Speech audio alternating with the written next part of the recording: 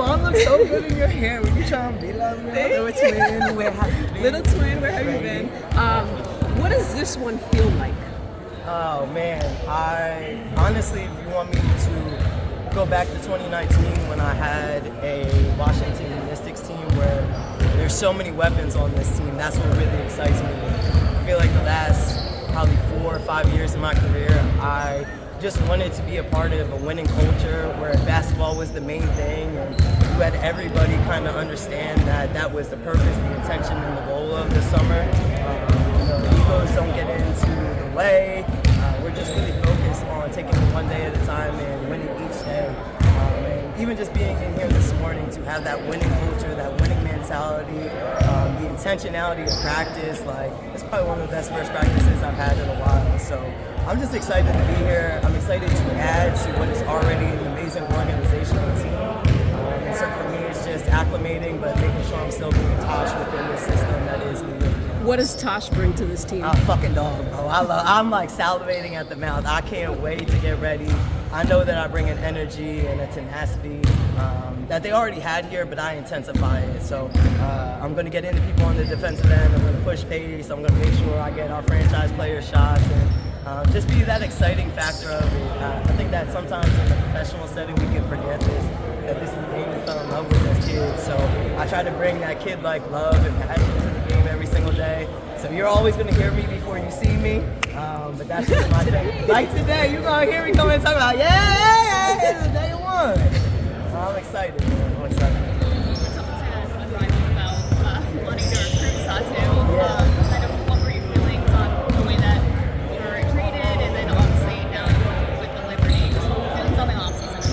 Yeah, I mean, going back to an unrivaled season where you anticipate what your future looks like to be something different, what you were promised wasn't fulfilled, but within that, you know that God is moving you for whatever reason. Sometimes we don't have an understanding of why it is, but our job is to trust in this process and the journey for our life and our careers, and that's what I did. So staying patient a month was really hard for me. Patience is not necessarily my virtue, but that's something I've been trying to tap into in the off-season.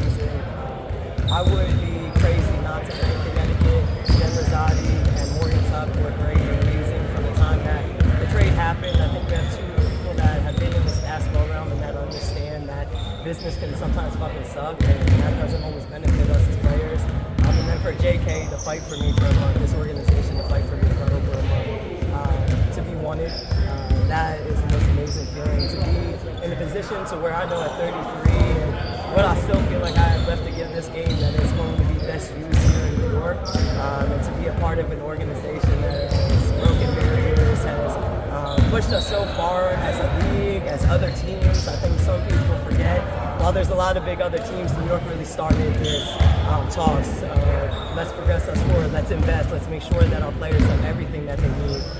So we're talking about, I just come in and get to be a basketball player, get to be Tosh. I'm so thankful for where God allowed my journey to go, but I'm really thankful for this organization for coming and saving me in a lot of senses. Tosh, with you on board, this team now has a combined 15 all-defensive selections.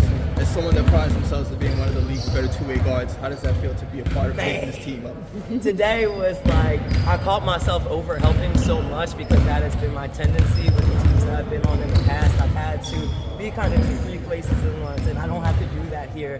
And it is the biggest sigh of relief, but it is an adjustment for me too to like, oh no, my team, like, for real, I got defense behind me even if I get beat. JJ gonna be there, Stewie gonna be there, Jalen's gonna be in my gap, Sav's gonna be there, so I'm just really excited to play with the defense again where every person is on a string, and everybody is there for one another if I fuck up or something, you know what I mean? When you think about the intentionality that you mentioned at the top, I mean, what are some of the specific things you feel like you've observed? Small little things. Even, so I got here 2 weeks earlier just because it was important for me to get in here, get adjusted, get acclimated, meet everybody. As a point guard, it's my job to deposit in, so when it comes time, I can draw from everybody here. And I learned right away, like, this ship is running by a regimented schedule. Everything is very intentional.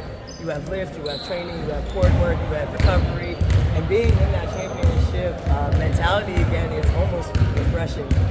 There's not a lot of lackadaisical, there's no complacency. Like, they understand that they won last year, but they understand now that the pressure is a privilege to do it again. And all eyes are looking forward to how they do that. So that's been like the intentionality of it, even coming in today, getting our offenses in, our sets, understanding third, second, first gear, understanding defensive schemes.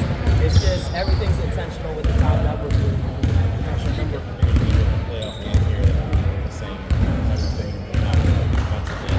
Fans give you this ovation. Yeah. It was something special. I cried like a baby walking off the court. Did you ever think you might be playing for this team at some point down the road? Truly, most people don't know, my first contract that I went back to sign, my fourth year at DC, I signed a contract here to New York at DC Match. I know that transaction. And last year I was talking about coming here, but with the DC thing, I just felt like I was really pushing me outside my nest, so I wanted to challenge myself, and going West Coast and away from my family was the biggest challenge. And then when it came time to the trade, my first thing calling to my agent was, I want to go to New York. I don't know how you're going to do it, I don't know how it's going to work, but I want to be in New York, and that's what happened. So I always saw it in my kind of rear view, side view, front view, whatever you want to call it, but I just felt like God's timing for when it happened was perfect, and I intended to be here now. Just to follow up, you're not vocal with the media or social media that you want to be traded. Yeah. Other players, you know, saying just kind of get it out Yes. of here, I suppose. Is that just your personality and some of this? I can make the trade publicly when you want to be there versus your agent working behind the scenes getting it. Yeah, honestly, I just feel like there's a way to be professional while still advocating for yourself, and I feel like that's something that in my first few years I might have not done in the best way, and that's me being accountable for how I was as a younger player.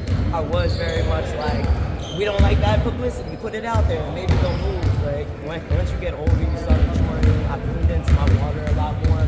So understanding it was a shitty situation for everybody. Connecticut's also in a really tough situation.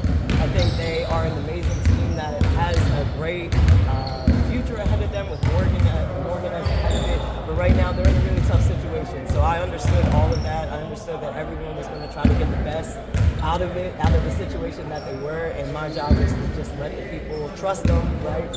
Put my trust into Morgan and Jen and to JK and into God, and understanding that I was going to be where I was supposed to be at the end of the day. Whether it was Connecticut or here, but thank you God, I'm doing it. I thank you.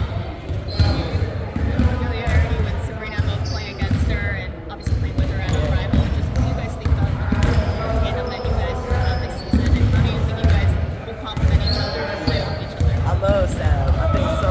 At Arrival, it was like, I'm your worst enemy on the opposing team every single night, so you probably think I'm an asshole. But I actually really love and respect you. It's why I have to be the asshole on the court. But we instantly kind of connected at Arrival. And when these talks came, I felt very comfortable with playing with her at Arrival. I think that I helped Sav a lot. She's great with the ball in her hands, but she's also really great with the ball out of her hands. And I get to take a little bit of pressure off of her. To get her off the ball, to get her screens, to make plays for her, to engage to and find her. You know, on the defensive end too, I think Sav, people don't talk about, she's grown a lot since her rookie season. So now you're seeing her stay in front of two dribbles. So I just want to continue to help Sav grow too.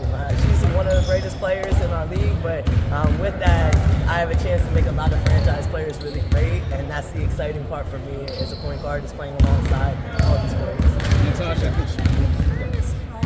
the concept of patience is going to be something you really keep in mind. You talk about being patient with the off season, but when it comes to figuring this out, I mean, yeah, you play. Grace and patience, that's what I got on my hand. Okay. Yeah. So that's how I kind of said it over there too. There was times today where I was playing too fast, or I read one of my teammates wrong, and that's where that grace and patience comes in, understanding that I've only been here 2 weeks.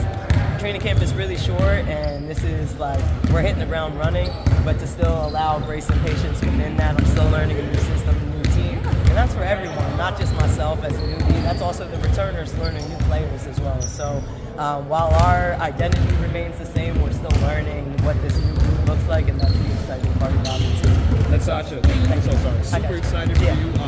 Welcome to New York. Thank you. Obviously, you weren't a part of the championship team last year, but you do have that experience Absolutely. and that pedigree.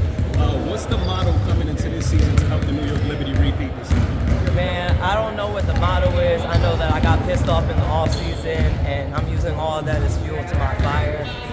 The biggest thing that I will say is I understand what we already had here as an organization, and all I want to do is add to it. So whatever y'all need from me every single night, I'm gonna give it to y'all. I care that liberty is across my chest more so than what's on the back of my if I play for what's on front of my chest, the back is always gonna be great. You feel me? So I'm just excited to be here. I'm excited to give y'all my dog.